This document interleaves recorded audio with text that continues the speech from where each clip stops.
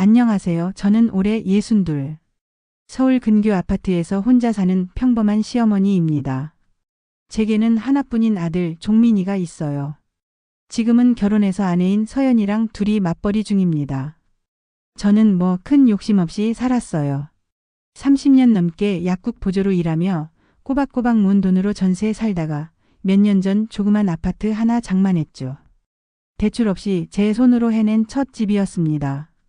종민이 부부는 결혼하고 나서도 경제적으로 많이 부족해 보이진 않았어요. 신혼 때는 전세금 좀 보태줬고 그 뒤로는 큰 부탁 없이 지내길래 다행이다 싶었죠. 그런데 몇 달 전 일이었어요. 어느 날 종민이가 저녁에 전화를 했습니다. 목소리가 어딘가 떨리더라고요. 엄마 혹시 1,000만 원만 잠깐 빌려줄 수 있어? 깜짝 놀랐죠. 이유를 묻자 뭐 세금이 밀렸네, 보험이 해지가 됐네 하며 말끝을 흐렸습니다.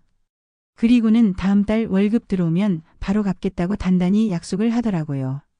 사실 저도 그때 적금 만기된 돈이 있긴 했어요. 쓰려던 건 아니었지만 아들이 급하다고 하니 결국 입금해줬죠. 그런데 말입니다. 그 다음 주였어요.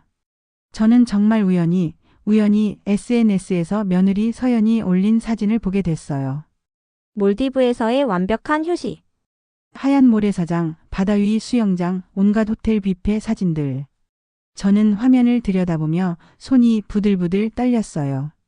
댓글에는 친구들이 와 남편이랑 신혼여행 다시 간 거야? 역시 서연이는 럭셔리 라이프. 이런 걸 달아놨더라고요. 그날 밤 전 잠을 한숨도 못 잤습니다. 그리고 며칠 후 아들 부부가 한국에 돌아왔길래 일부러 연락하지 않았습니다. 일부러요. 한번 두고 보자 싶었거든요. 그리고 정확히 한 달 뒤 종민이가 다시 전화를 해왔습니다. 엄마 이번 달 좀 빠듯해서 다음 달에 꼭 갚을게. 그제야 제가 말했어요. 그래, 대신에 지금 내가 쓴 차용증 보내줄게. 이자까지 해서 다음 달까지 못 갚으면 너네 차 가압류 들어간다. 엄마 뭐라고? 몰디브 사진 잘 봤다. 보험료 밀렸다며? 그 순간 전화기 너머로 정적이 흐르더군요. 내가 미리 얘기 안 했지? 그 1,000만 원 내가 1금융권에서 대출받은 거다. 나도 당장 갚아야 돼. 너네가 안 갚으면 내가 법대로 해야지. 그때서야 종민이가 우물쭈물하며 말했어요. 사실은 며느리 서연이가 너무 지쳐 있어서 위로차 다녀온 거라고요. 허리 수술도 했고 스트레스를 많이 받아서 그냥 다녀오면 새로 시작할 수 있을 것 같았다나요. 전 조용히 말했어요. 그래서 엄마 돈으로 다녀왔구나. 고맙다는 말 한마디 없이. 외동아들이라고 금이야 오기야 애지중지 키웠습니다. 세상 누구보다 내 편일 줄 알았던 아이가 어느새 아내만 챙기고 저를 속이더군요. 거짓말까지 해가며 제 돈으로 그런 사치스러운 여행을 다녀온 걸 알고는 심장이 무너졌습니다. 믿었던 만큼 더 배신감이 컸고 내 자식이지만 낯설게 느껴졌습니다. 생각해보니 종민이를 키우면서 제대로 된 선물 한 번 못 받아봤더군요. 도대체 그 아이에게 엄마란 뭘까요? 아들에게 저는 그냥 물주 그 이상 그 이하도 아니라는 생각이 들었습니다. 그제야 깨달았어요.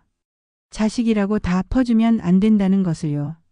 그리고 그날 밤 저는 제가 사는 아파트 관리실에 가서 공증 서류를 떼고 정식으로 변호사를 통해 내용 증명을 보냈습니다.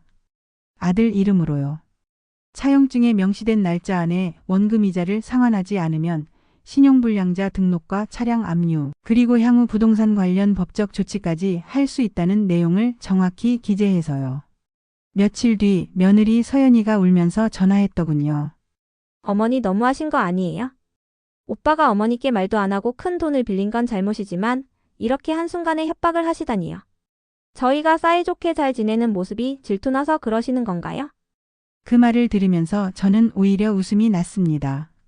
그래, 너희는 몰디브를 가고 나는 집에서 마트 세일이나 기다리며 살면 되는 거냐. 이 아이들은 저에게도 감정이 있다는 걸 모르는 것처럼 정말 차갑게 얘기하더군요. 만약 아들이 솔직하게 상황을 말해줬다면 저는 기꺼이 도와줬을 겁니다. 하지만 거짓말로 돈을 빌려 몰디브 여행을 다녀온 걸 알고 나니 배신감과 서운함이 너무 컸습니다. 화가 나서 돈을 갚으라고 했을 땐 제가 얼마나 속상했는지는 생각도 안 하더군요. 그저 돈 밝히는 사람처럼 저를 몰아세우는 모습에 마음이 더 상했고 점점 정이 떨어졌습니다. 심지어 아들은 이렇게 얘기하더군요. 솔직히 엄마 죽으면 이 집도 재산도 다 우리 건데 왜 그렇게 쪼잔하게 굴어? 몰디브 간다고 말했으면 퍽이나 빌려줬겠네? 과연 이 아이가 내가 알고 있던 내 자식이 맞나 싶었어요. 그리고 이런 말까지 듣고 더 이상은 참을 수 없었어요. 이젠 내가 엄마라는 이유로 다 이해해주고 참고 살아야 할 이유가 없다는 걸 느꼈습니다. 가슴은 찢어질 듯 아팠지만 끝까지 제 입장을 굽히지 않았습니다. 결국 원금의 이자까지 약속한 돈을 다 받아냈고요. 그 후로는 연락도 받지 않고 자식 얼굴 보지 않고 살고 있습니다. 이젠 마음 편히 제 인생만 생각하며 지냅니다. 제가 바보처럼 다 용서하거나 허웃으며 넘겼다면 상황은 달랐을까요? 아들의 존경과 사랑을 받는 엄마로 남을 수 있었을까요?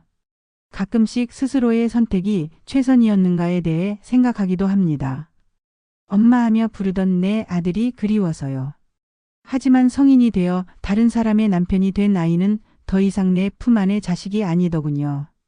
이렇게 멀어지니 가슴은 아프지만 언젠가는 놓아줘야 할 존재였다는 생각이 듭니다. 부모 마음은 그대로인데 자식은 점점 자기 세상으로 가는 걸 보며 깨달았습니다. 붙잡는다고 달라질 것도 없고 억지로 이어붙일 사이도 아니더라고요. 그래서 이제는 담담히 그저 보내기로 마음먹었습니다. 혹시 비슷한 일을 겪으셨거나 떠오르는 생각이 있으시다면 댓글로 남겨주세요. 여러분의 경험이나 의견을 함께 나누면 더 큰 위로가 될 수 있습니다. 구독과 좋아요는 사연자에게 큰 힘이 됩니다. 감사합니다.